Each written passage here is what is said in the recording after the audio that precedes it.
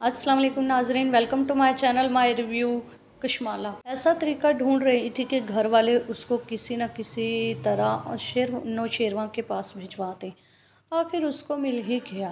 अपनी बच्चे के बीमार होने का बहाना लगाया और जब घर वालों ने देखा कि बच्ची काफ़ी बीमार है तो उन्होंने सोचा उन्हें चाहिए कि कशमाला को शहर भिजवा दिया जाए नौशेरवा के साथ, ताकि नौशेरवा उसका अच्छा इलाज करवा सके। यही तो कशमाला चाहती थी कि वो किसी न किसी तरीके से शहर पहुंच जाए अपने नौशेरवा के पास, और वहां जाकर नौशेरवा को अपनी तरफ माइल करने की कोशिश करे, जिसमें तो ऐसा लगता है कि वो इस जन्म में तो कामयाब होने वाली नहीं और अगले जन्म का पता नहीं। अब कशमाला वहाँ चली तो जाएगी, नौशेरवा बच्ची को हॉस्पिटल में एडमिट करवा देगा, और जब सारे बैठे खड़े होंगे तो नौशेरवा कहेगा कि कशमाला को कहेगा कि उसे अब घर चले जाना चाहिए। तो कशमाला कहेगी कि वो कैसे अपनी बच्ची को बीमार छोड़कर घर जा सकती है। वो एक माँ है, वो अपनी बच्ची का एक दर्द एक माँ ही समझ सकती है। वो तो नहीं समझ सकता ना जो उसके माँ बाप ना हों। असल में वो ये बात दुआ को सुनाने के लिए कहेगी। और कशमाला यहाँ एक बात तो सही कहती है कि माँ से ज़्यादा अपने बच्चे की तकलीफ़ कोई नहीं समझ सकता, लेकिन वो यहाँ पर दुआ को ये बात सुना रही है, ये चीज़ बहुत गलत है। दूसरी तरफ आप देखेंगे कि सरफराज के वालिद, जो कि अपनी बहू फ़िज़ा को बहुत पसंद करते थे और चाहते थे और अपने बेटे को भी समझाया करते थे कि वो फ़िज़ा के साथ इस तरह ना किया करे। फ़िज़ा एक बहुत ही अच्छी लड़की है और फ़िज़ा के साथ वो ज़्यादती कर रहा है। लेकिन अब जब से उसको पता चला है कि उसके बेटे सरफराज ने दुआ की ज़िंदगी भी ख़राब की थी, तो वो तो पहुंच जाएंगे फ़िज़ा के घर, फ़िज़ा के वालिद से माफ़ी मांगने के लिए, और कहेंगे कि वो अपने बेटे के लिए माफ़ी मांगने के लिए आया है। लेकिन वो ये तवक्को नहीं कर रहे कि उसको माफ़ी कर दिया जाए। अब वही होगा जो फ़िज़ा चाहेगी। फ़िज़ा जैसा फ़ैसला करेगी हम दिल से तस्लीम करेंगे।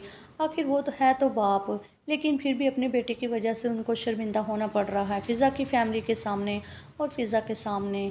अब वो क्या कर सकते हैं कि जब औलाद ही इस तरह की निकल आए। वो ये तो कभी नहीं चाहते थे कि उसका बेटा उनके साथ ये करे और कि दूसरों की बेटियों के साथ ये करता फिरे। अब उनको ये समझ आ गई है कि फ़िज़ा के साथ पहले ही बहुत ज़्यादती हो चुकी है। अब वो चाहते हैं कि फ़िज़ा खुद ही जो फ़ैसला करेगी वो दिल से तस्लीम कर लेंगे। अब ये भी देखेंगे कि नौशेरवा के पास कशमाला, जो कि अभी तक बाज नहीं आ रही, वो हर हाल में अब दुआ को अपने रास्ते से हटाना चाहती है। पहले तो वो ये चाहती थी कि शायद नौशेरवा उसको किसी न घर से निकाल दे, लेकिन अब उसको लगता है कि नौशेरवा दुआ को वैसे तो कभी घर से नहीं निकालेगा, तो बेहतर यही होगा कि दुआ को रास्ते से ही क्यों ना हटा दिया जाए। इसके लिए अब वो सरफराज की मदद लेने वाली है। जब वही सरफराज को बुलाएगी और सरफराज से कहेगी कि तुम चाहते हो कि दुआ तुम्हें मिल जाए और मैं चाहती हूँ कि नौशेरवा मुझे मिल जाए, तो सरफराज बड़ा हैरान होगा। आखिर ये लड़की है कौन जो उससे दुआ और नौशेरवा को अलहदा करने के लिए कह रही है और उसको बड़ी रकम देने के लिए भी तैयार है। जब सरफराज पूछेगा कि आपका नौशेरवा से क्या रिश्ता है, तो यहाँ पर कशमाला सरफराज को बता देगी कि वो नौशेरवा की पहली बीवी है। तो सरफराज बहुत हैरान होगा, वाह जी वाह, इस बंदे की दो दो बीवियाँ हैं और दोनों ही कमाल की। फ़िलहाल यहाँ तो सरफराज उसकी बातों में आ जाएगा।